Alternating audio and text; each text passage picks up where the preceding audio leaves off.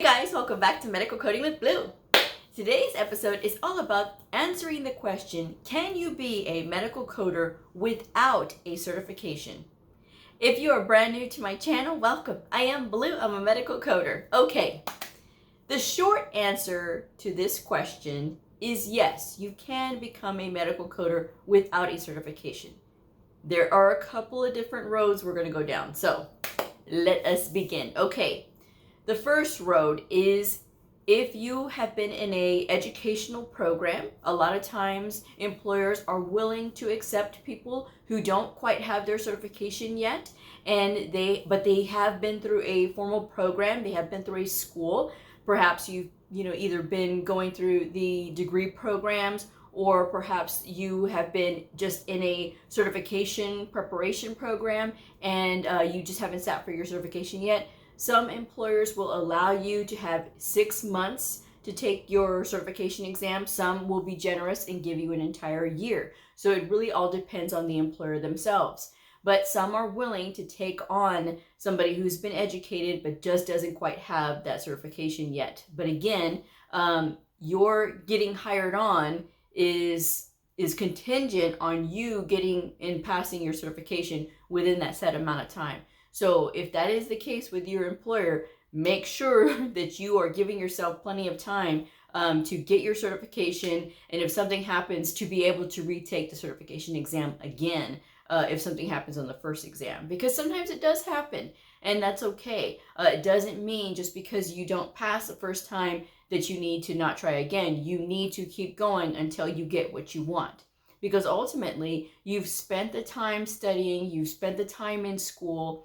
You may as well pass over that finish line and be able to complete your goal. Don't stop short just because you had one little setback, okay? You're actually a little bit further ahead than you know, because if you're already working as a medical coder without a certification, kudos to you, because it is difficult, especially for brand new medical coders, to get employment.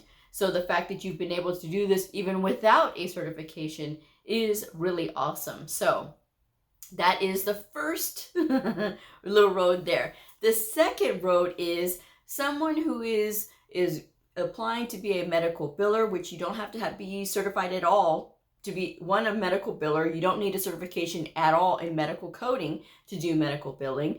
Some people will just start their careers working as a medical biller, and while they are a medical biller, they are doing the coding as well, and they are learning basically on the job how to be a coder. Sometimes they are learning very specialty specific coding, so that's what they do, and that's how they select their codes. Sometimes they are selecting from a list of codes that is commonly used in that practice. So that is why I really don't recommend that if that is what you want to do, that you just want to skip a whole program and not really study to be a coder, but just do coding and not ever get certified. I don't really recommend that, because there is so many rules to what we do. And there's a lot of things and technical knowledge that you do need when you're working in this capacity. Just because you have the opportunity to work as a medical coder, it does not mean, without a certification, but it does not mean that you don't need to apply yourself and try to get a certification. Now, you can study on your own to be a medical coder. That is what is so great about this field, is that you don't have to have a college degree. You don't have to go through a formal program.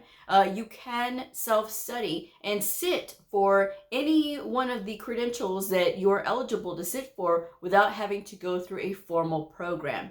Now, there's going to be 3 that I'm going to mention here that you can self-study and you can sit for. The first one being the CCS, which is a Certified Coding Specialist. That is the mastery level of the inpatient and outpatient setting. And if you haven't watched my video this week on the CCS and the CCA, I will leave it in the description box below. So there's that one. And again, a lot of employers will ask for the CCS, but again, you have to have that advanced knowledge of both inpatient and outpatient coding. Then there's a Cca Exam, or the Certified Coding Associate, and that is also offered with a HEMA. Now, the Cca is the beginner or entry level credential for medical coding. for a HEMA. Now, again, it's covering both inpatient and outpatient. So you are eligible to get this if you've studied on your own and you didn't go through a formal program and you want to go ahead and sit for a certification. The CCA is the way to go. Now, there is another credential, the CCSP, the Certified Coding Specialist Physician Based. This is the mastery level of the outpatient setting, right? So this credential covers all of the outpatient settings. So if you have been in the outpatient setting your whole time as a medical coder and you've been learning on the job, you've studied on your own, you are eligible to sit for the CCSP. Now, the CCSP does cover just the outpatient setting, so you don't have to worry about any of the inpatient coding stuff. You don't have to worry about the ICD-10 PCS manual or any of that, okay? So that is an option that you have there. There is another association, the American Academy of Professional Coders. They do have the Cpc Credential. Now, the Cpc is a Certified Professional Coder, and it's going to have a -A at the end of it for apprentice, and you will have that for 2 years, and because that is their requirement to have that on there on your certification. Now, there are ways to speed up this process of the removal of the A quicker. If you are working and you are doing a Practicode program, which is a AAPC educational product, they will knock a year off of your 2-year commitment because that 1 year of, or that one Practicode counts as 1 year is what I'm trying to say. Practicode counts as 1 year of their time to take off for the 2 years that's required to have the apprentice on your credential. So those are the 4 that I recommend, and you can do self-study and pick from any of those. So again, knowing, what kind of setting that you want to sit for. If you are in the inpatient setting and you want to sit for one of those that will give you the option of being able to code for inpatient or outpatient, you want to go with either the CCA or the CCS. If you want to stick to the outpatient setting because you're more comfortable there, there's the CCSP, the Certified Coding Specialist Physician Based, and there is the CPC, or the Certified Professional Coder, and then in the beginning it'll be apprentice. So you can go either route, and that would be more beneficial for you. It would be more beneficial for your employer because they will have somebody who is technically trained and certified, okay? So you're really lucky if you get into a position in medical coding without a certification. But again, that is the best time to learn to educate yourself as well. So that way you can make those steps and get that certification so that you can be more aware of the technical stuff that's going on. Because perhaps, yes, while maybe the procedures are a lot of the same, and while maybe a lot of the diagnoses that provider sees are the same, it doesn't necessarily mean that they're not missing out on other things. So again, really training yourself and going through and learning on your own is a really good way to make yourself more valuable for that employer. Now, I do have an independent study syllabus. It's a video that I did where I talk about in detail, I break it down, what you need to study in order to sit for one of these certification exams, right? So doing the independent study, you're able to learn about medical terminology, anatomy and patho, and your medical law and ethics, and where you start learning about the OIG and all this other good stuff. Not only that, you are working with the workbooks that I recommend for diagnosis coding and procedure coding, whether it is inpatient or outpatient or a combination of both. So you are free to look at that. I will link that video in the description box. So that way, if you want to do that on your own, that's really great. There are people out there who do study on their own, who never went through a formal program and still pass their certification exam, and they have really great careers. So you don't have to get into a ton of debt in order to have a really good career in medical coding. So that is just something that if you are doing it now, or if you're trying to do medical coding without a certification now, it's a next good step to have on your radar, right? It's to get that certification. Whether you want to go with the American Health Information Management Association, one of their credentials, or the American Academy of Professional Coders, one of their credentials, okay? All you need is one. You don't have to have a whole alphabet after your name. There are some people that, you know, really kind of push and promote that, but that's not my deal. I always say there is no job listing that I have ever seen that says you need multiple credentials in order to get this job. And as somebody who has gotten a medical coding job without a certification, well, then you know it is sometimes not the thing that employers are looking for. They're looking for somebody who is willing to get in there and get the work done. And so that is always an option when you are doing that. But yes, there are jobs out there that are not looking for credentials. You just have to look.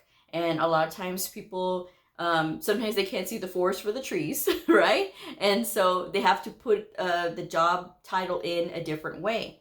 And sometimes if you're looking and you type in maybe like health information clerk, or maybe medical biller and that kind of thing, those job listings will pop up and it'll tell you sometimes it's just a high school diploma or a GED. That's all that they're looking for. They're not looking for somebody who has a certification. And sometimes doctors don't really quite understand what the difference is and what the deal is with certifications, so they won't even ask. They will ask for somebody who's maybe experienced in medical billing because that's what they think of. Because some doctors think that, oh, well, I've selected all these codes all this time and it's always been okay when the biller has sent it through.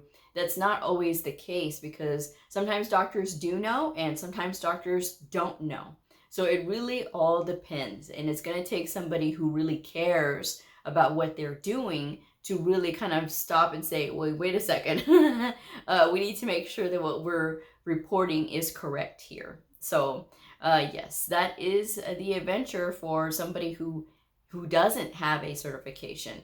But you know, you're really kind of limiting yourself if you don't have a certification. Certification can open up a lot of doors for you, especially if you've had experience for quite some time. If you've been, you know, working for quite a few years and you just never sat for your certification, study for your certification. Decide which one you want to go with, and I would always recommend it. I would always recommend it because of the simple fact that if you are coding without a certification, there's probably a good chance you're not making as much money as you could be making if you had your certification. Now, certification starting salaries is different everywhere you go in the U.S. That's why I never talk about it in specifics on my channel, because again, it's different everywhere.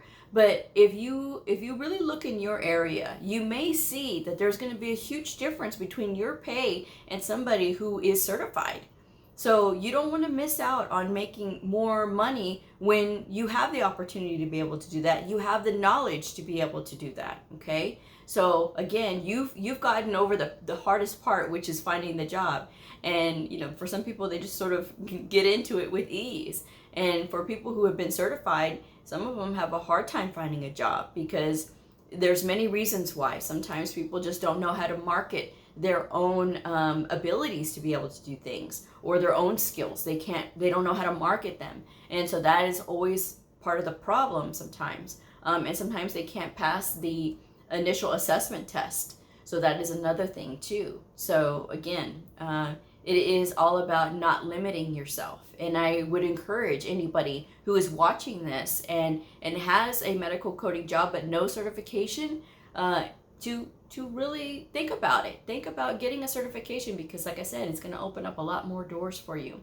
But yes, it is possible. If you're watching this video and you want to know if it is possible, yes, it is. But again, sometimes employers will ask you to say, okay, yeah, we'll take you on if you've been educated, but we expect you to be certified within a certain amount of time. And some employers just don't care, and they'll be like, okay, is somebody who, you know, is willing to take the job, do the job well, and you know, we don't need you to be certified, you know, but it never hurts to be certified, especially with medical coding. Okay, so that's my advice today. I hope you've all enjoyed this, and I will be back to live shows next week, starting on Monday the 16th. So I will be looking forward to that. Thank you all so much for watching this week. I truly appreciate it. If you haven't subscribed already, I hope that you do. And hit that notification bell, because I do have new shows coming out every day, every weeknight at 7:30 p.m. Central Standard Time. Not every day, but every weeknight at 7:30 Central Standard Time. And it's live. Typically it is live. This week has been all pre-filmed because I am taking the week off to do things for myself. So, but I didn't want you guys to miss out on any of my really good advice or any of my stories. So that's why I've been sharing all this time with you guys. But anyway, yes. So like, subscribe, share, and I will see y'all on the next episode. Bye.